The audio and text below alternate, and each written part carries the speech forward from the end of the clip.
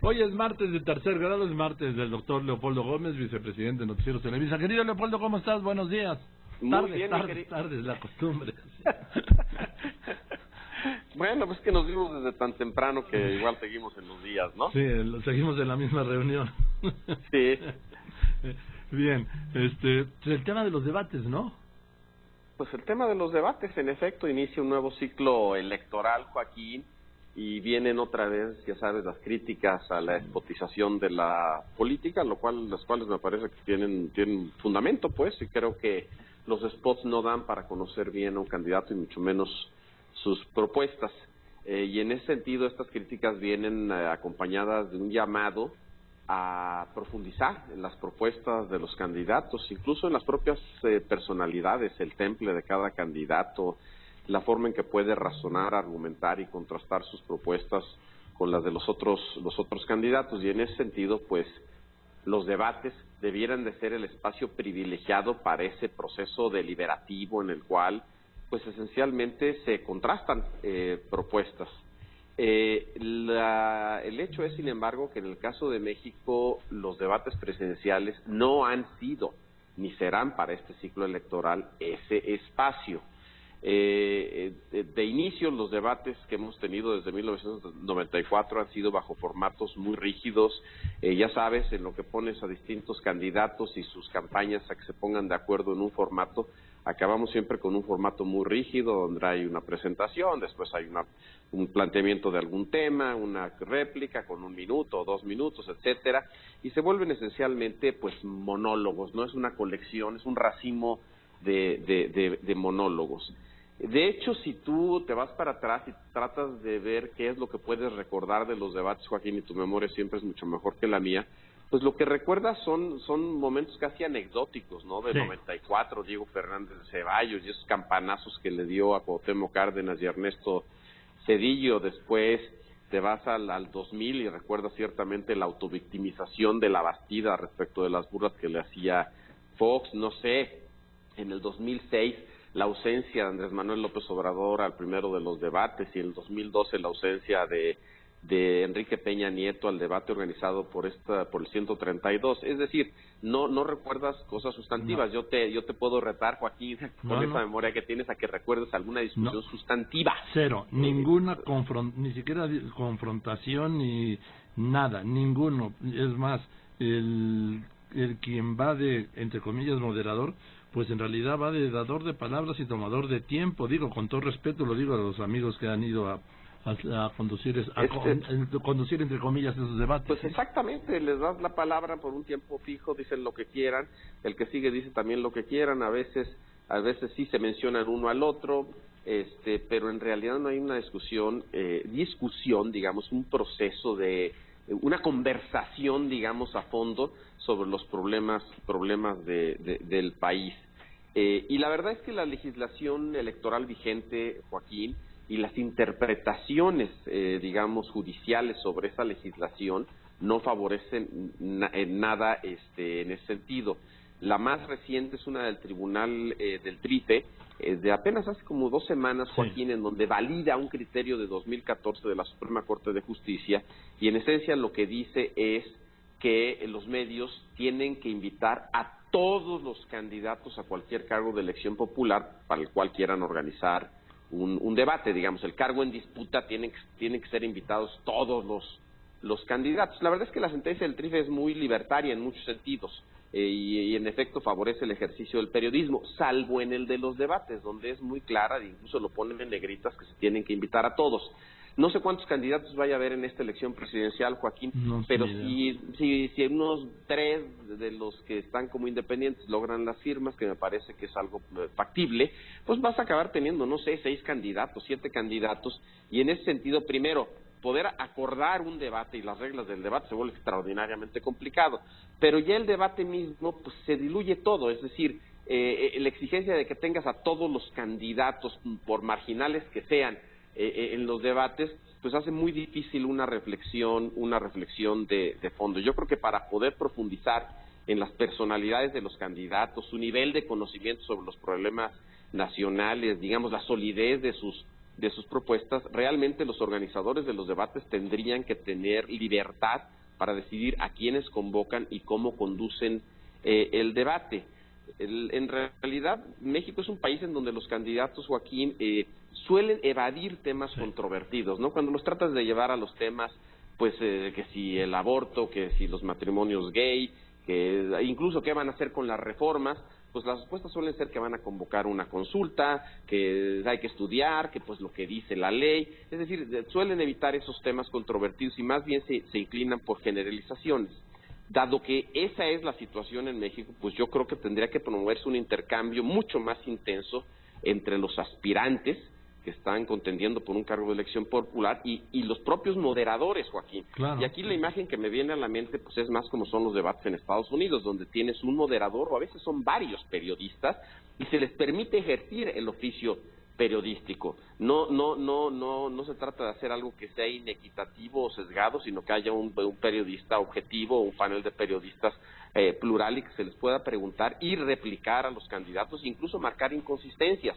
Lo mismo lo vimos ahora en los debates en Estados Unidos. Yo creo que ese es el formato que permitiría ir, digamos, de alguna manera llevando a los candidatos a que se definan sobre posiciones de política pública que pues son importantes. De otra manera, pues se salen con generalidades. Ahora, la verdad es que con el marco actual, pues eso es prácticamente imposible. Vamos a tener 2 o tal vez 3 debates organizados por el INE y ahí sí entiendo que el INE tenga que invitar a todos los candidatos. Pero pues no sé cuántos debates tendremos organizados por los medios, pero los que tengamos tendrán que ceñirse a esos formatos rígidos en donde realmente no hay un proceso deliberativo. Ahora, yo creo que aún así, sí creo que puede sacársele algo de jugo a esos debates y sobre todo los medios podemos contribuir al proceso democrático. Si no nos fijamos solo, digamos, en lo que es el conflicto, el choque de personalidades o el resbalón de algún candidato, que eso suele ser la nota, y tú lo sabes, Joaquín, así es la naturaleza del periodismo, sino también tratamos de rescatar lo que se pueda de las propuestas y después hacer un esfuerzo incluso por verificar los datos y la viabilidad de cada planteamiento. Yo creo que hay una exigencia, dado el formato de los debates, hay una exigencia mayor, digamos, o un espacio mayor para que los medios se metan y traten de ir mucho más a fondo y no quedarse solo en las cuestiones que al final se vuelven anecdóticas en el debate, Joaquín. Entonces sí creo que los debates son muy importantes en el proceso democrático, son tan solo un eslabón de muchos. Incluso, Joaquín, pues los estudios que se han hecho en Estados Unidos muestran que los debates no deciden una elección. Las tendencias de las encuestas antes y después del debate nunca han cambiado radicalmente. Entonces no es que vayan a decidir una elección. Tampoco es que ahí se vayan a perfilar claramente las posiciones de política pública de cada uno de los candidatos y que no haya otros espacios para hacer esto. Pues, en las entrevistas 1 a 1, en los planteamientos que hacen, en sus programas, digamos, de gobierno, sus propuestas de campaña, también se puede rescatar eso. Pero sí me parece que este proceso deliberativo, esta confrontación de propuestas, este contraste de propuestas, de planteamientos que se da en los debates es muy importante. Bueno, tan importante es que yo creo que en Estados Unidos, como en México, como en otros países, a los candidatos les dedican pues mucho más tiempo a la preparación de los debates que posiblemente a cualquier otro evento de campaña. Entonces sí son importantes. No, insisto, no decisorios, no definitivos en un resultado, ni tampoco son el único espacio para discutir propuestas, pero sí son muy importantes. El problema es que en México las reglas electorales pues complican enormemente eso y hacen de los debates pues una colección de monólogos, Joaquín. Sí, tan es así, Leopoldo, que se le podría hacer la misma pregunta por separado, grabar por separado a los, vamos a poner, 6 candidatos, y por separado, sí, y después editar la misma pregunta como si fuera el debate como está propuesto por el INE, y sería lo mismo, ¿sí? Totalmente de acuerdo, Joaquín, totalmente. Sí.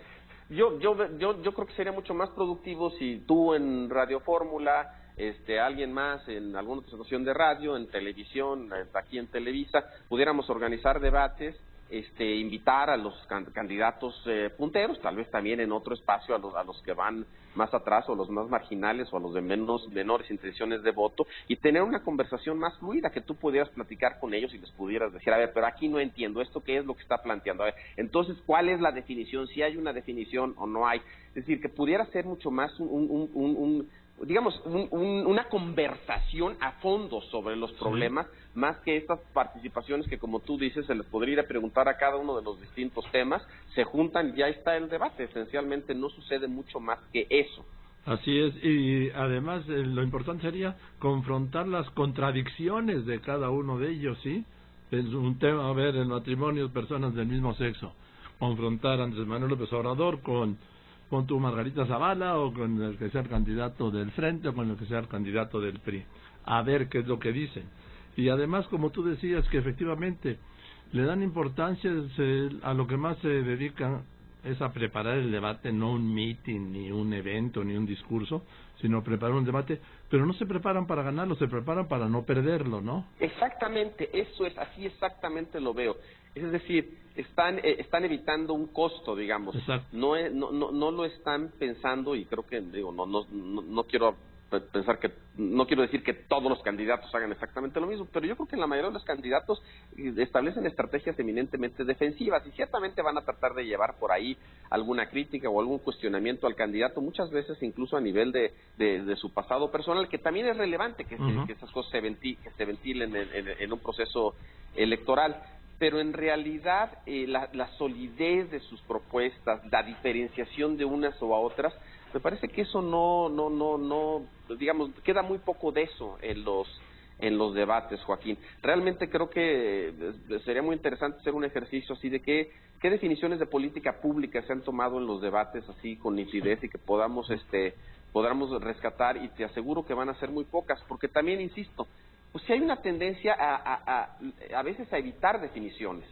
Este recurso de hay que hacer una consulta, hay que estudiarlo, pues digo, da para, a lo mejor para un tema, pero no para muchos temas. Ahora, tú si los tuvieras ahí contigo, le dirías, bueno, pero al margen de que se haga una consulta pública sobre el matrimonio igualitario, ¿cuál es su posición, digamos, moral sobre el tema, no? Su posición política sobre el tema.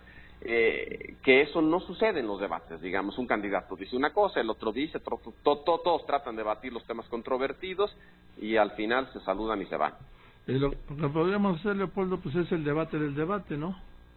El debate del debate, y yo sí creo que ahí hay un espacio, te repito, para los medios, y no solo los medios, analistas de todo tipo. Todo este tema que en Estados Unidos se ha vuelto ahora muy interesante, que es esto de verificar los datos, de verificar la validez de lo que dice. Yo creo que en México ya se han formado organizaciones de la sociedad civil para ese tipo de ejercicios. Me parecen muy sanos, y creo que los medios también debemos hacer eso. A ver, ¿qué es lo que realmente están planteando sobre cada uno de los temas? ¿Cuál es la viabilidad? ¿Están diciendo los cómo o no están diciendo los cómo? ¿Les dan los números o no les dan los números? Yo creo que ese ejercicio es extraordinariamente saludable, y habrá que hacerlo nosotros, porque en los debates no se va a dar como tal. Así es. En fin, querido Leopoldo, pues te mando un abrazo, muchas gracias, y nos vemos al rato. Otro abrazo, mi querido Joaquín, hasta luego. Que estés muy bien, es el doctor Leopoldo Gómez, porque hoy es martes de tercer grado, vicepresidente de Noticieros Televisa.